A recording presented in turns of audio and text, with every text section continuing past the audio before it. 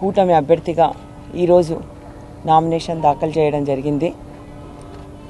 ఈ సైకో పాలనను, ఈ రాక్షస పాలనను అంతమొందించడానికే ఈరోజు కూటమి ఏర్పాటు చేసుకొని ఈ పాలనకు చరమగీతం పడడానికి మేమంతా కలిసికట్టుగా పనిచేస్తూ ఉన్నాం. రేపు పాణ్యం నియోజకవర్గంలో ఖచ్చితంగా కూటమి అభ్యర్థిగా 100% గెలవబోతూ ఉన్నాం. ఈ ప్రభుత్వంపై విపరీతమైన వ్యతిరేకత ఉంది.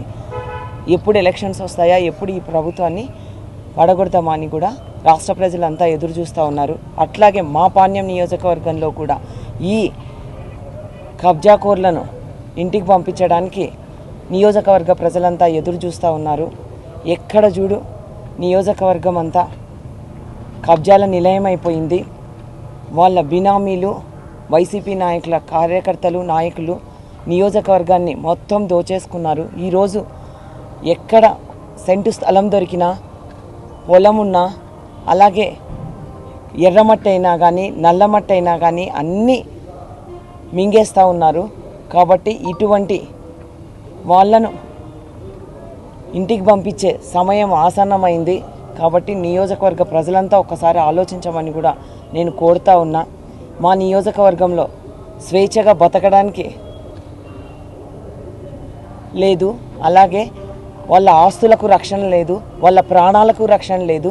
ఇటువంటి వాళ్ళు మీకు అవసరమా అని కూడా నేను ఈ సందర్భంగా ఆలోచించమని కోరుతా ఉన్నా.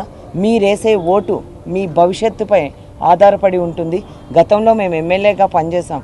ఎక్కడే కానీ నియోజకవర్గం అంతా ఎంతో శాంతియుతంగా వాళ్ళ బ్రతుకులు వాళ్ళు బతుకుతూ, ఎవరి పనులు వాళ్ళు చేసుకుంటూ, ఎక్కడ గొడవలు లేకుండా, స్టేషన్లకు వెళ్లకుండా ప్రశాంతంగా పాలన కొనసాగించడం జరిగింది. ఈరోజు